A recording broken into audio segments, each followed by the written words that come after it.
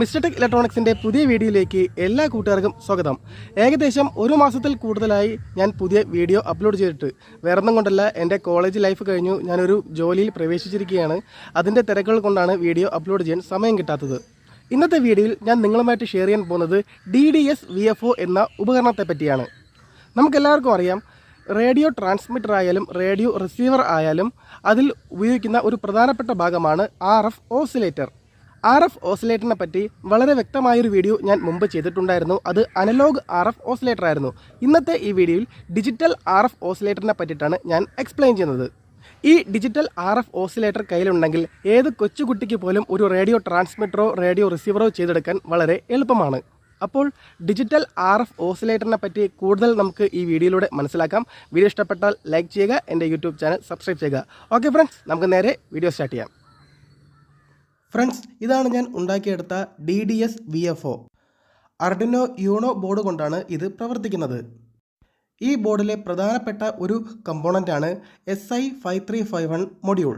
ഈ മൊഡ്യൂളാണ് RF signal produce ചെയ്യുന്നത്. ഈ മൊഡ്യൂളിൽ 3 ഔട്ട്പുട്ടുകളുണ്ട്. ഈ മൊഡ്യൂളിൽ പ്രൊഡ്യൂസ് ചെയ്യപ്പെടുന്ന റേഡിയോ ഫ്രീക്വൻസിയുടെ കൺട്രോളിംഗ് നടക്കുന്നത് ഈ Arduino Uno ബോർഡ് ഉപയോഗിച്ചാണ്. നമുക്ക് കിട്ടുന്ന ഔട്ട്പുട്ട് ഫ്രീക്വൻസി ഡിസ്പ്ലേ ചെയ്യുന്നത് ഈ 16x2 LCD ഡിസ്പ്ലേ ഉപയോഗിച്ചാണ്. ഇതിൽ കണക്ട് ചെയ്തിരിക്കുന്ന 10K പൊട്ടൻഷ്യോമീറ്റർ ഇതിൻ്റെ ബ്രൈറ്റ്നസ് അഡ്ജസ്റ്റ് ചെയ്യാനാണ്.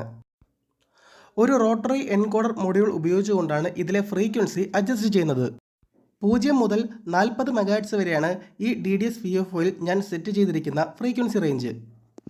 ഈ റോട്ടറി എൻകോഡർ മൊഡ്യൂളിൽ അതിൻ്റെ നോബ് ഒരു സ്വിച്ചായിട്ടും ആക്ട് ചെയ്യുന്നുണ്ട്. ഈ PCBയിൽ കണക്ട് ചെയ്തിരിക്കുന്ന ഹെഡർ പിന്ന് വഴിയാണ് ഇതിൽ ജനറേറ്റ് ചെയ്യുന്ന ഔട്ട്പുട്ട് ഫ്രീക്വൻസി ഞാൻ എടുക്കുന്നത്.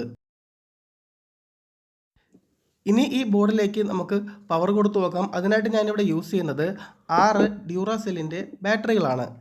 5 വോൾട്ടിലാണ് ഈ DDS VFO പ്രവർത്തിക്കുന്നത്.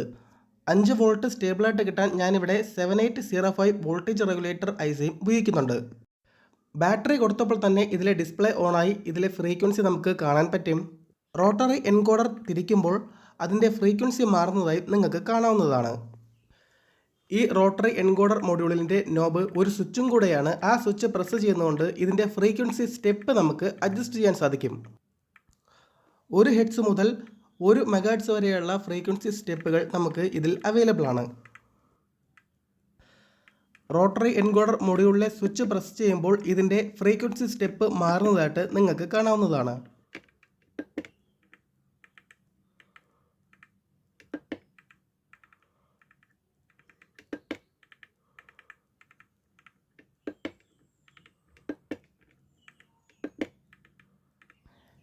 ഇനി ഈ DDS VFOയിൽ നിന്നും വരുന്ന ഔട്ട്പുട്ട് ഫ്രീക്വൻസി നമുക്കൊരു ഫ്രീക്വൻസി കൗണ്ടർ ഉപയോഗിച്ച് മെഷർ ചെയ്ത് നോക്കാം. ഈ ഫ്രീക്വൻസി മെഷർ ചെയ്യാനായിട്ട് ഞാൻ യൂസ് ചെയ്യുന്നത് ഒരു മൾട്ടിമീറ്ററാണ്. 30 MHz വരെയുള്ള സിഗ്നലുകൾ എനിക്ക് ഈ മൾട്ടിമീറ്റർ ഉപയോഗിച്ചുകൊണ്ട് മെഷർ ചെയ്യാൻ സാധിക്കും. DDS VFO LCD ഡിസ്പ്ലേയിൽ തെളിഞ്ഞിരിക്കുന്നത് 10 MHz ആണ്. മൾട്ടിമീറ്റർ ഡിസ്പ്ലേയിൽ തെളിഞ്ഞിരിക്കുന്നത് 9.998 MHz ആണ്. രണ്ടും തമ്മിൽ വളരെ ചെറിയൊരു വ്യത്യാസം മാത്രമേ ഉള്ളൂ. ഈ ഫ്രീക്വൻസി നമുക്കൊന്ന് അഡ്ജസ്റ്റ് ചെയ്ത് നോക്കാം.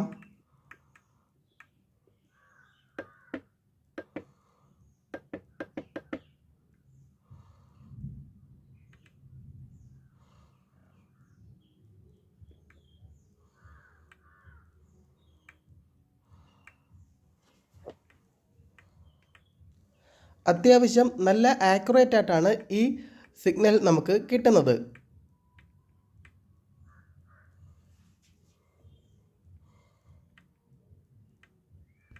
MHz കൂടുതൽ ഫ്രീക്വൻസി വരുമ്പോൾ ഈ ഡിജിറ്റൽ മൾട്ടിമീറ്ററിലെ ഡിസ്പ്ലേ സ്റ്റോപ്പ് ആവുന്നത് നിങ്ങൾക്ക് കാണാം. കാര്യം അത് ഔട്ട് ഓഫ് റേഞ്ച് ആയതുകൊണ്ടാണ്. ഫ്രണ്ട്സ്, ഈ കാണുന്നത് ഞാൻ ഉപയോഗിക്കുന്ന അനലോഗ് VFO ആണ്. അനലോഗ് VFOകളുടെ പ്രധാനപ്പെട്ട ഒരു ഡിസഡ്വാൻറ്റേജ് എന്ന് പറഞ്ഞാൽ അതിൻ്റെ ഫ്രീക്വൻസി ഷിഫ്റ്റിംഗ് ആണ്. ഈ VFOയുടെ ഫ്രീക്വൻസി റേഞ്ച് തീരുമാനിക്കുന്നത് ഇതിൽ കണക്ട് ചെയ്തിട്ടുള്ള വേരിയബിൾ കപ്പാസിറ്ററിൻ്റെയും കോയിലിൻ്റെയും വാല്യൂ അനുസരിച്ചാണ്. ഈ വേരിയബിൾ കപ്പാസിറ്ററിൻ്റെ വാല്യൂ ഇതിൻ്റെ നോബ് ഉപയോഗിച്ച് ചേഞ്ച് ചെയ്യുമ്പോൾ ഇതിൻ്റെ ഫ്രീക്വൻസിയും ചേഞ്ച് ആകും. ഈ അനലോഗ് VFO മൾട്ടിമീറ്റർ ഉപയോഗിച്ചുകൊണ്ട് നമുക്ക് ടെസ്റ്റ് ചെയ്ത് നോക്കാം. ഇതിൻ്റെ മിനിമം ഫ്രീക്വൻസി എന്ന് പറയുന്നത് 6.545 MHz ആണ്. ഇനി ഈ നോബ് തിരിച്ചുകൊണ്ട് ഇതിൻ്റെ ഫ്രീക്വൻസി അഡ്ജസ്റ്റ് ചെയ്ത് മാക്സിമത്തിലോട്ട് ആക്കാം.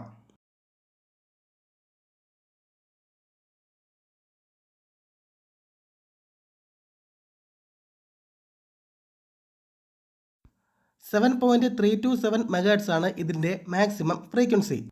അടുത്തതായിട്ട് ഈ DDS VFO ഉപയോഗിച്ചുകൊണ്ട് എങ്ങനെ നമുക്കൊരു റേഡിയോ റിസീവർ ഉണ്ടാക്കിയെടുക്കാമെന്നാണ് ഞാൻ പറയുന്നത്. അതിനായിട്ട് ഞാനിവിടെ യൂസ് ചെയ്യുന്നത് ഡയറക്റ്റ് കൺവെർഷൻ റേഡിയോ റിസീവറാണ്. ഈ റേഡിയോയിൽ ഒരു RF ആംപ്ലിഫയറും ഒരു റേഡിയോ മിക്സർ സർക്യൂട്ടും ഉണ്ട്. ഇതിൽ 2 ഇൻപുട്ടുകളുണ്ട്. ഒന്ന് ആൻറ്റന ഇൻപുട്ടും മറ്റൊന്നത് ഓസിലേറ്റർ ഇൻപുട്ടും. റേഡിയോ സിഗ്നലിലെ ഓഡിയോ കമ്പോണൻ്റാണ് നമുക്ക് ഇതിൽ നിന്നും ഔട്ട്പുട്ടായിട്ട് കിട്ടുന്നത്. ഡയറക്റ്റ് കൺവെർഷൻ റേഡിയോ റിസീവറുകളെ കുറിച്ച് ഞാൻ മറ്റൊരു വീഡിയോയിൽ വളരെ വിശദമായിട്ട് എക്സ്പ്ലെയിൻ ചെയ്തിട്ടുണ്ട്. ആ വീഡിയോയുടെ ലിങ്ക് ഈ വീഡിയോയുടെ ഡിസ്ക്രിപ്ഷൻ ബോക്സിൽ ഞാൻ കൊടുത്തിട്ടുണ്ട്. ഈ റേഡിയോയിലേക്ക് ഇനി ആൻറ്റന ഇൻപുട്ടും ഓസിലേറ്റർ ഇൻപുട്ടും കൊടുക്കാം. ഈ റേഡിയോയുടെ ഔട്ട്പുട്ട് കൊടുത്തിരിക്കുന്നത് ഒരു ഹൈ ഗെയിൻ ഓഡിയോ ആംപ്ലിഫയറിലേക്കാണ്.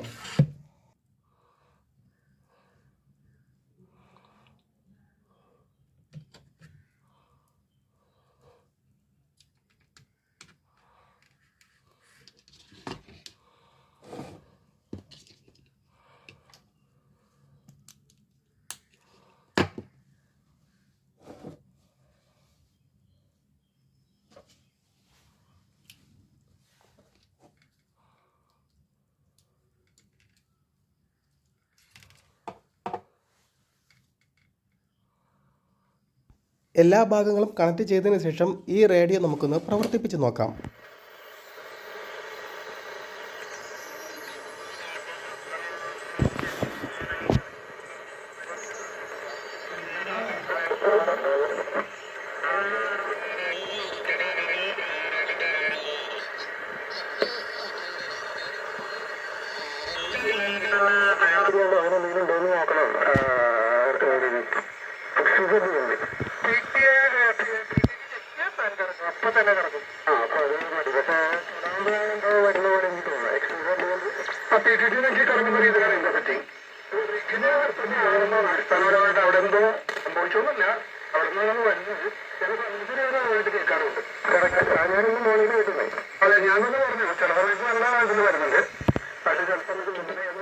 എല്ലാ വേദനകളും സഹിക്കാൻ നിയോഗിക്കപ്പെട്ടു 4 ചുമരുകൾക്കുള്ളിൽ കഴിയുന്ന ഹതഭാഗ്യരായ ആ സൗഹൃദ വലയത്തിലുണ്ട്.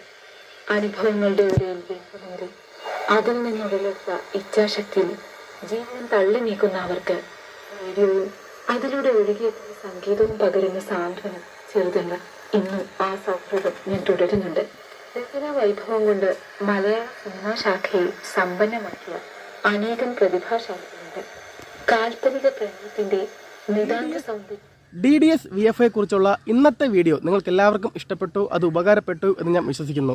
ഇതുപോലുള്ള നല്ല നല്ല വീഡിയോസുമായിട്ട് ഞാൻ ഇനിയും വരുന്നതാണ്. എല്ലാവരും എൻ്റെ യൂട്യൂബ് ചാനൽ സബ്സ്ക്രൈബ് ചെയ്ത് എന്നെ സപ്പോർട്ട് ചെയ്യുക. ഓക്കെ ഫ്രണ്ട്സ്, പുതിയൊരു വീഡിയോയിൽ മറ്റൊരു നല്ല കിടിലൻ കണ്ടന്റുമായിട്ട് നമുക്ക് വീണ്ടും കാണാം. It's me Joman. This is mister tech electronics signing out.